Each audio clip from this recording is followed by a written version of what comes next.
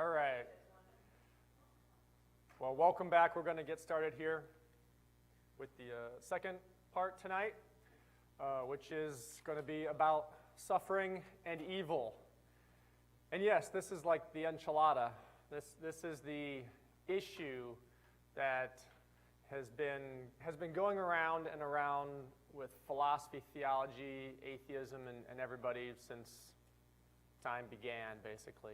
This is the question of all questions, is why is there suffering and evil? Well, first, before we get started, let's kind of just talk about evil. And suffering is the outworking of evil. There's two different types of evil. We can categorize them. So these are just generic categories. One is called natural evil. The other one's called moral evil. In natural evil, this is events that are being described of as being evil. They don't have an inherent evil nature in them. They're just destructive, or they cause hurt and suffering. These are usually caused by impersonal agents, meaning non-living things. Some examples would be earthquakes, hurricanes, famines, forest fires, and illnesses and things like that, where people are hurting and suffering, and we call that stuff evil, but there's not actually a conscious mind acting evilly in them. On the other hand, moral evil is caused by a deliberate choice. It's caused by somebody's actions upon another or upon themselves. And so this involves personal agency.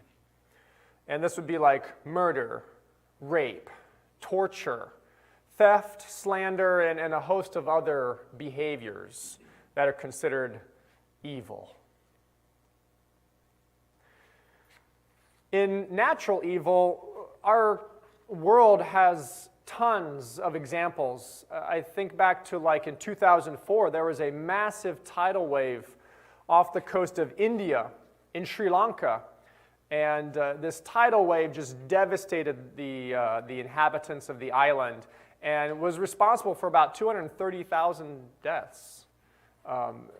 And this is just, we call this a natural evil in the sense that it was destructive, it caused fatalities, people lost their homes, people were injured, property and other types of things were lost, destroyed, or damaged. And even more recently in Haiti, there was another tsunami in 2010 that claimed the lives of upwards of 300,000 people.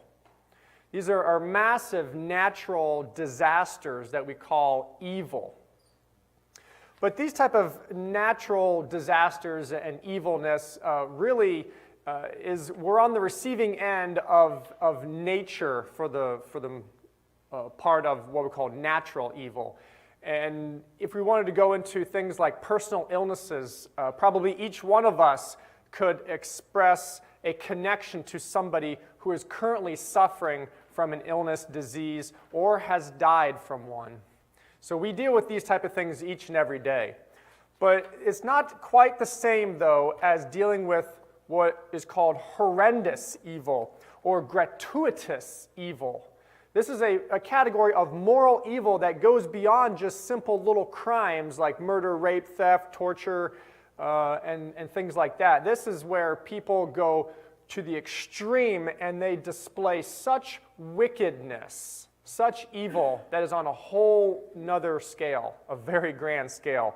Some of these people we might know because in the last century, the last 100 years, we have seen the greatest display of horrendous evil, more so than all the 20 past centuries combined, back to the time of Christ even. Such people like Pol Pot, leader of Cambodia, the Cambodian killing fields just covered with bodies that were slain in a genocide attempt to rid the country of unwanted persons. And the count for the bodies is upwards of 2.5 million. But that's just starting. We can go on now to Joseph Stalin, leader of the Soviet Union, who in his regime is responsible for the deaths of upwards of 20 million people. And then we go even further. Mao Zedong, the communist leader of China, the founder of the Republic of China.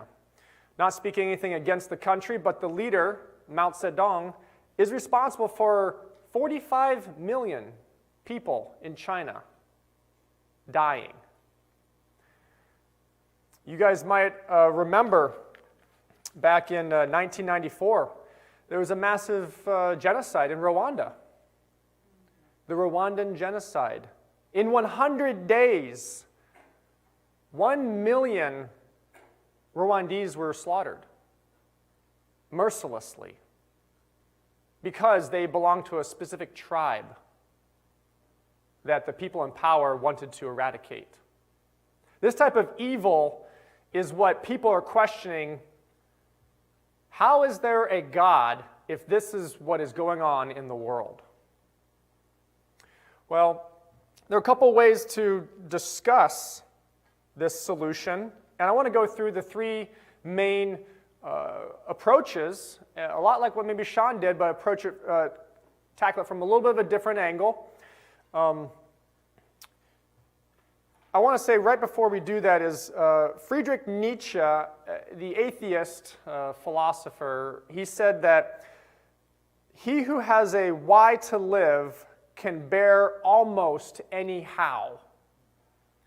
So if you have a why, you can find a way to have a how to make it through.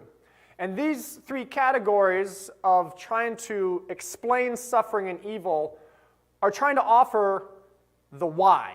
They'll answer the why question. Now, in the East, we have Eastern religions, things like Hinduism, Buddhism, New Age mysticism.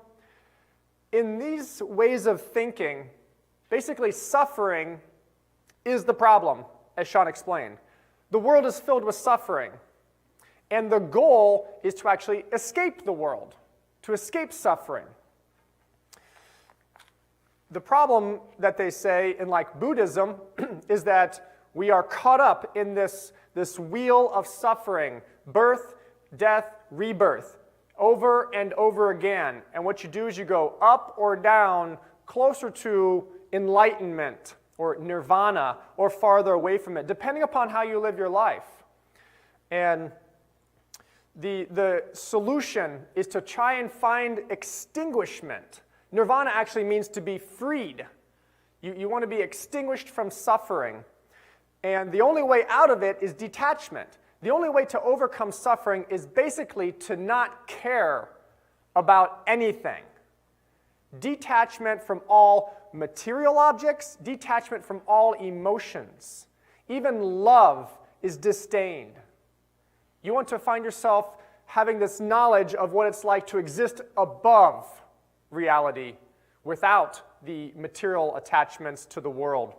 And the way to achieve that is, as Sean said, the Four Noble Truths, the Eightfold Path, that there is suffering, there's a cause of suffering, there's a way to cease suffering, and the way to do that is the Eightfold Path. And they basically all deal with extreme asceticism and self-denial and rejection of all pleasure, period. There's no justice, there's no comfort, and there's no joy. You're trying to escape suffering. Now we have non-theistic religions. They also have to deal with suffering. Everybody has to deal with suffering. Nobody's excluded. This is a worldwide issue for everybody. Atheism, agnosticism, naturalism, these people, they basically fight against suffering. They fight for all it's worth. They are gritting their teeth, and by tooth and nail, they try to overcome suffering through technology, through things like medicine, and through humanitarian efforts.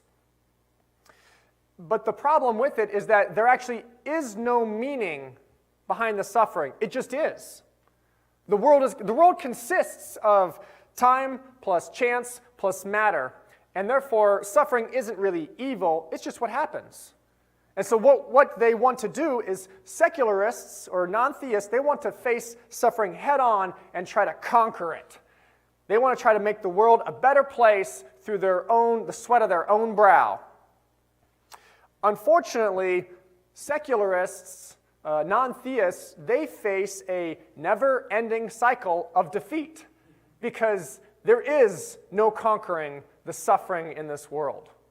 There is no possible way to actually fix all the problems that we experience in the world. I'm reminded of the atheist and nihilist Albert Camus, and he has this illustration called the myth of Sisyphus, where Sisyphus has to roll a boulder up a hill only to then watch it roll back down, and he has to then repeat the process again. Roll the boulder up the hill, and then it rolls down. And it goes on, and that is his curse. And that's kind of like what secularists have to do. They just have to fight against suffering in a never-ending battle of losing. Then we come to a biblical approach to suffering. And here we have Judaism, Christianity, and Islam, the monotheistic religions of the world.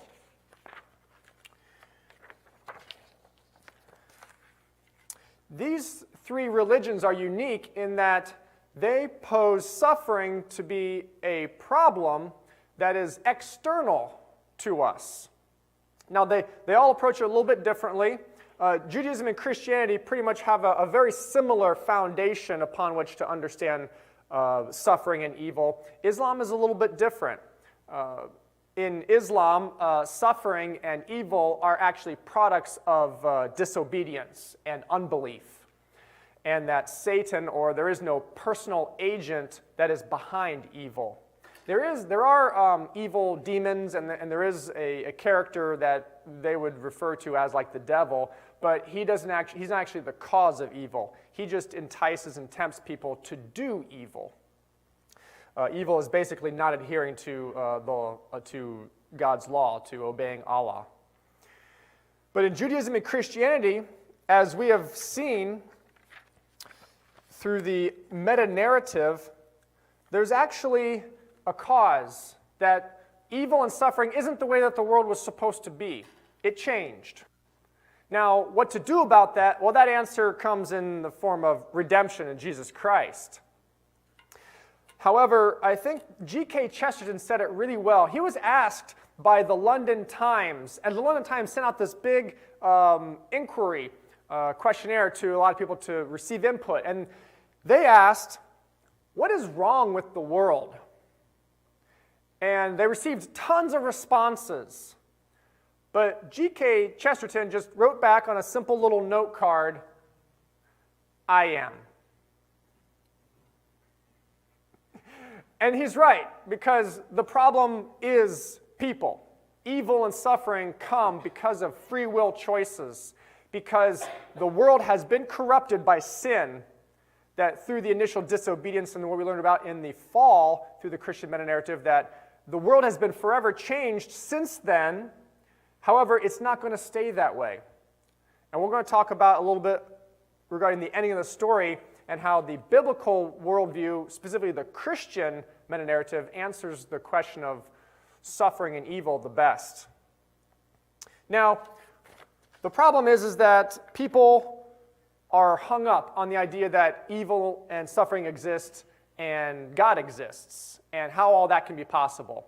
And we come to this thing called the TRI-LEMMA. It's not a dilemma, it's a TRI-LEMMA. There's three things involved here, three sayings. The questions are, is evil actually evil? And is God all good? And is God all powerful? Now, if we state these as propositions, we'll get something like, evil exists, God is all good, and God is all powerful.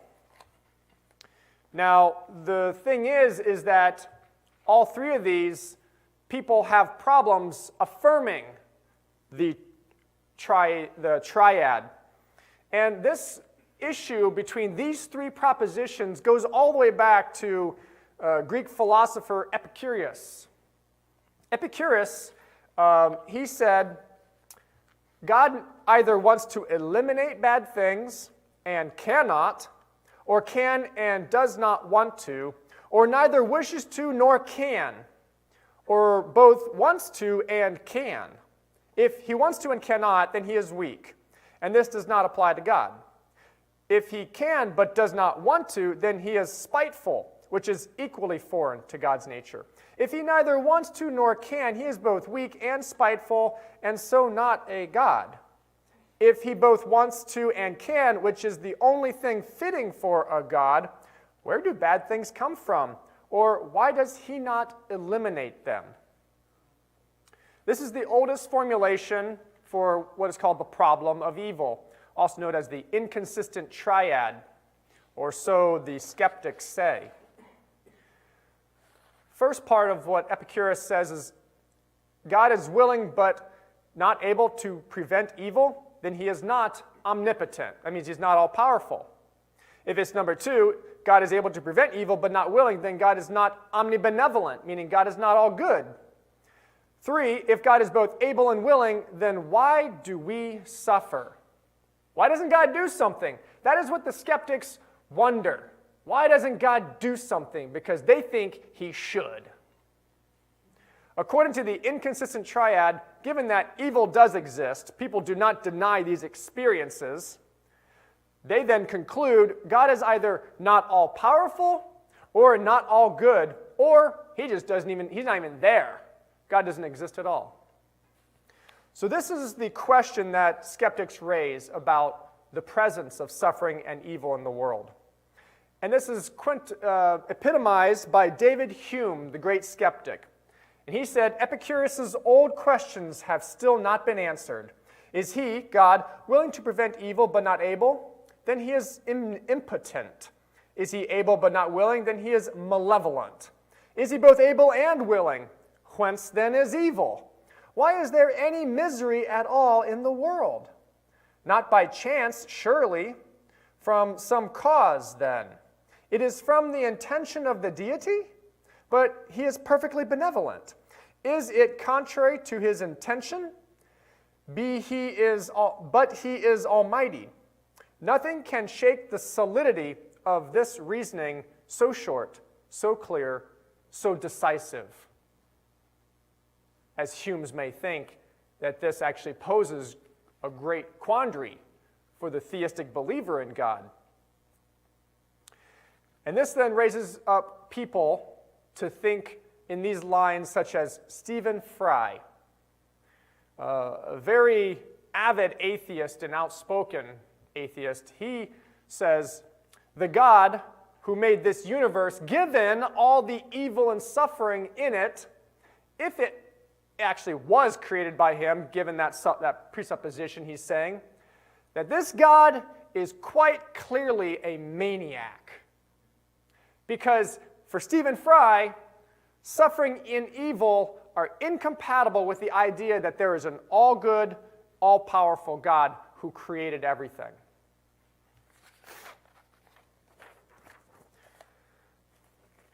People like Stephen Fry, not to pick on him personally, but as he represents skeptics, most people are really not interested in understanding the answer. They just want a stick that they can beat God with. If somebody truly is genuinely asking the question, then it demands an honest answer. And I think the Christian narrative, the metanarrative, the biblical worldview has the best answer. But otherwise, they're just looking for a reason to blame God. They're looking for somebody to point the finger at. Because when you're hurting or when you see such pain and suffering in the world, people want someone to be responsible for it. People want to know who they can now put the guilt on. The problem is that most people don't want to know the true answer to the question. And so they retain their skepticism and their disapproval of God allowing suffering and evil in the world.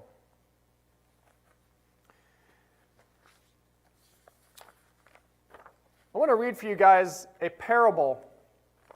This is by Basil Mitchell, who was in a debate with Andrew Flew, And he described the way that you look at suffering and evil in the world in connection with God and what God is doing about it. And he explains it through this parable. It's called the parable of the resistance fighter. It goes like this. In time of war, in an occupied country, a member of the resistance meets one night a stranger who deeply impresses him. They spend that night together in conversation. The stranger tells the partisan, which is the one who's in the resistance, that he himself is on the side of the resistance. Indeed, that he is actually in command of it. This stranger is telling the resistance, the person in the resistance, that he's actually leading the resistance. And he urges the partisan, the person in the resistance, to have faith in him no matter what happens. The partisan is utterly convinced at that meeting of the stranger's sincerity and constancy, and he undertakes to trust him completely. They never meet in conditions of intimacy again, but sometimes the stranger is seen helping members of the resistance, and the partisan is grateful and says to his friends, "See, he's on our side." Sometimes he is seen in the uniform of the police, handing over patriots to the occupying power. On these occasions, his friends murmur against him, but the partisan still says, "He's on our side." He still believes that, in spite of appearances, the stranger did not deceive him. Sometimes he asks the stranger for help and receives it, and he is then thankful.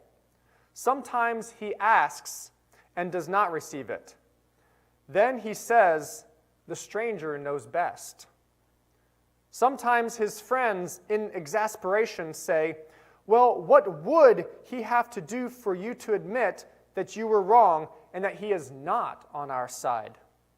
But the partisan refuses to answer. He will not consent to put the stranger to the test.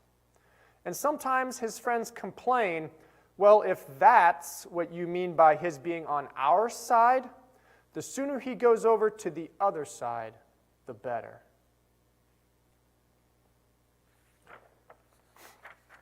In this parable, the stranger represents God. The partisan who meets the stranger is a believer. And the time that they spend together is the time that the partisan, the believer, comes to understand and then trust in God that no matter what happens after this time, that God is telling the believer to trust him. And that while sometimes it may look like he may be doing something that doesn't make sense, or maybe doing something that they would disagree with, that he's actually working for the good of the resistance. The resistance being the conflict between good and evil. And that actually, when they win the war, and then all the stories are told, and everybody comes to understand why certain things happened, and what was going on here and there, that the partisan would then realize it was all done for the sake of the resistance and overcoming the enemy.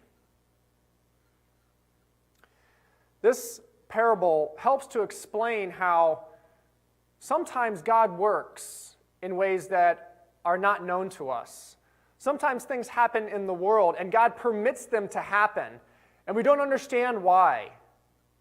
But the answer that the Christian metanarrative gives is that we don't have to know every single why to end up having a how, because the how has been given to us.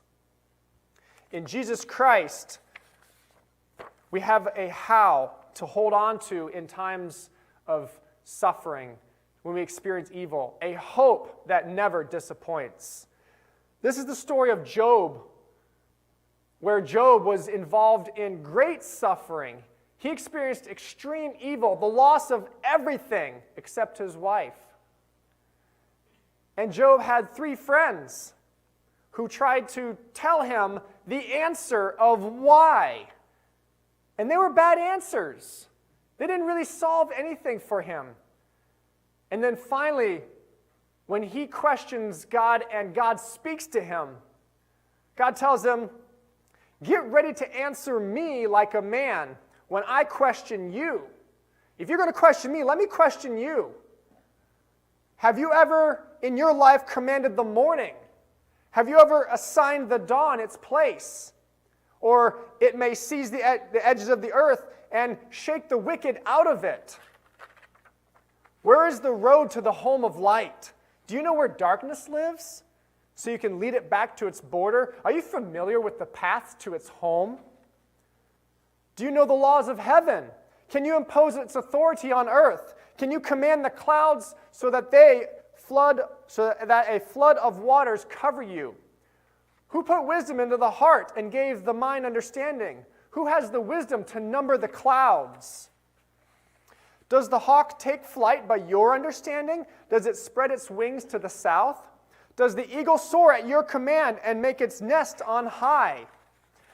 God asked Job question after question after question that is unanswerable for a human mind, for a limited little perspective of a person.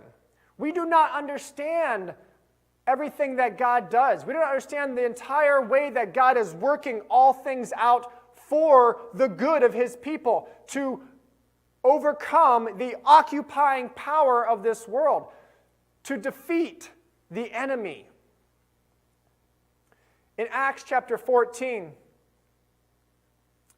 it says, when they, referring to Paul and Barnabas, when they had preached the gospel to that city and had made many disciples, they returned to Lystra and to Iconium and to Antioch, strengthening the souls of the disciples, encouraging them to continue in the faith, and saying that through many tribulations, this is a Greek word thlipsis, that means hardships, suffering, that through many tribulations we must enter the kingdom of God. See, suffering is not something unknown to the Christian. It's actually something to be expected. We live in a world where the enemy is imposing suffering upon us. And sometimes God intervenes and does something, and other times he doesn't. But to question whether or not God is good is to then put him to the test in a way that we are not able to. We are not over God. We do not have our sense of justice to then put God on the stand and ask him why he does what he does. In 2 Corinthians chapter 1, it says, "Blessed be the God and Father of our Lord Jesus Christ, the Father of mercies and the God of all comfort, who comforts us in all our affliction, so that we may be able to comfort those who are in any affliction with the comfort with which we ourselves are comforted by God." What we know is that in our suffering, God is there with us in it. And God will comfort us and help us endure through that suffering. As long as we maintain our trust in him, then we will be on his side and he will be there helping us through it. And even if the deliverance doesn't come in this day and time, in this life, God promises that he will make it all right one day. One day there will be restitution. One day there will be justice, and we will be filled with joy that is beyond anything in this world. And that is why it says in 1 Corinthians chapter 4, verse 17 and 18, I love this end of the chapter. It says, "For our momentary light affliction is producing for us an absolutely incomparable eternal weight of glory." So we do not focus on what is seen, but what is unseen. We don't focus on the suffering. We don't focus on the evil that's happening. That is not the only thing that exists in this world, because with God, there is something yet to happen. There is a hope for what we do not yet see. And at the end here it says, "For what is seen is temporary, but what is unseen is eternal." Everything we're going through, ladies and gentlemen, is temporary.